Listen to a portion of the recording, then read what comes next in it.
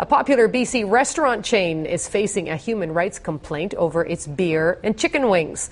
The BC Human Rights Tribunal has agreed to hear the complaint from a woman with albinism. She takes offense to one of the restaurant's brands called Albino Rhino. Lisa Johnson joins us now with details. Lisa? Well, Gloria, as you said, the complaint is about the house beer that Earl's has been selling for 25 years, which is known as Albino Rhino.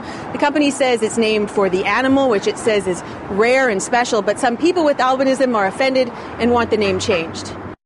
Of substance. IK Arrow first saw the Albino Rhino logo a few years ago. She was out with friends from university. It was on her glass of water. Wow, it says Albino Rhino.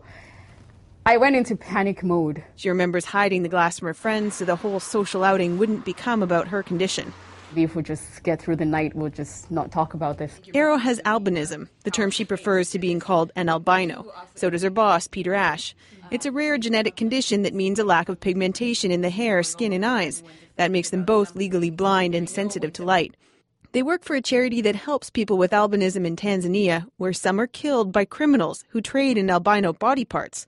Arrow herself is from Nigeria. Her family immigrated to Canada in part because of her condition, but she's felt discrimination here too. I came in high school in BC in grade 10, and I know because of my albinism I was called white nigger, and I heard that many times in the hallway. Ash says he's complained to Earls about the name several times over the years. The two decided it was time to launch a formal complaint when last year the albino branding was used to advertise a chicken wing special too. In response, Earls says it picked the name for their house beer to reference the animal and sound whimsical, not cause offense.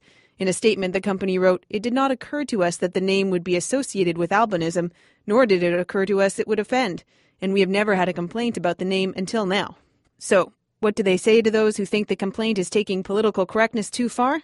To follow your logic, if they have Alzheimer's appetizers on the billboard, you're totally okay with bringing your grandmother there to chow down on a plate of Alzheimer's appetizers. What they're not understanding here is albinism is not just being white.